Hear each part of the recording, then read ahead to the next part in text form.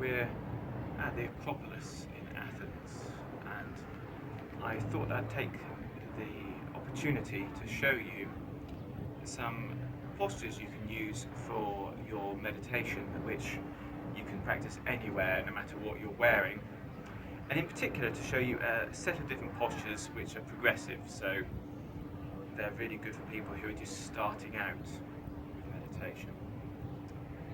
If you have a look from the side, you'll see that I'm sitting with my back leant up against the wall. To begin with, our bodies aren't adapted to supporting ourselves completely for 20 or 30 minutes, so it's nice to start meditation practice using a wall as support. You can see that I'm using one heel and one foot here to support my legs in this posture.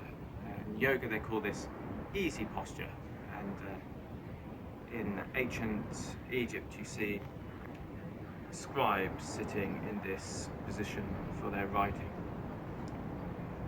This posture can be done without much flexibility, so it's a really good natural posture that you can use to start with. So I recommend your back up against a wall, scribe posture.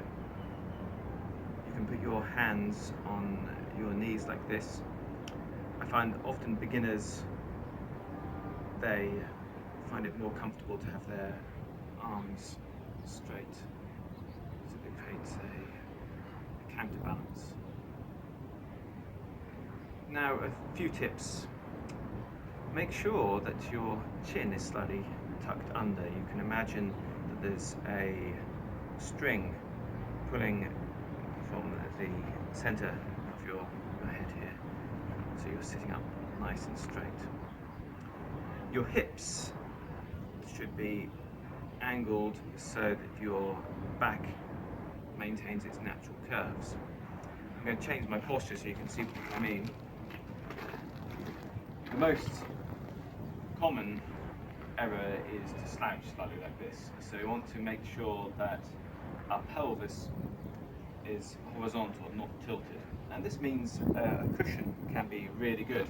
I don't have a cushion, so here I'm going to sit just on the edge, which is going to get the same kind of effect. So notice how that naturally straightens the tilt in my pelvis. This is the second stage in our meditation posture progression, moving away from the wall. So you've practiced for a few weeks with your back against the wall, and you've learnt to work up to 15 or 20 minutes of meditation. Now it's time to start without the wall as support. Just try 3 to 5 minutes to begin with. You'll find that just like any form of physical training, it takes a while for your body to adapt. You may also find that your mind rebels to the stillness, and that you need to keep your focus on the subject of meditation. And this is all good, this is all part of the progress. As your flexibility improves and your meditation increases in duration, you might want to start to think about the next posture. I would wait till you're used to 15 or 20 minutes meditation just like this before you progress, but if you're a bit more flexible, you might want to do so earlier. This posture, which is known as Burmese Posture, is wonderful. I first learnt this in a Zen temple in Japan, and I've used it ever since. You can sit for very long periods without any need to move or adjust your position, very naturally like this. Make sure that your heels are more or less in alignment, and it's good to warm up and stretch a bit before using this posture. If you are practicing twice a day, which is what I recommend, make sure that you vary which foot is at the front, and this makes sure that the flexibility in the hips is equal, and that you don't start to get into habits that involve leaning either way. Now, as you can see, I'm wearing jeans which aren't ideal for any more advanced postures.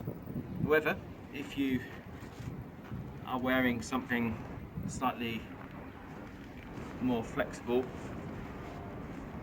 you could advance to half lotus, and again vary which side that you use for this.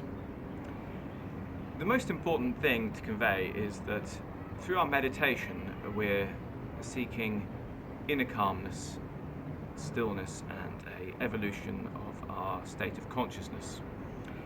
The posture we choose isn't as important as the mental posture we maintain.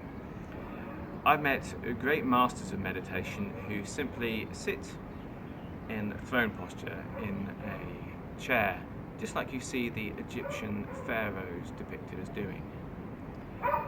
That's quite a flexible posture for practice, and it allows you to be able to sit in a park or on a train and be able to perform your exercises without drawing attention to yourself.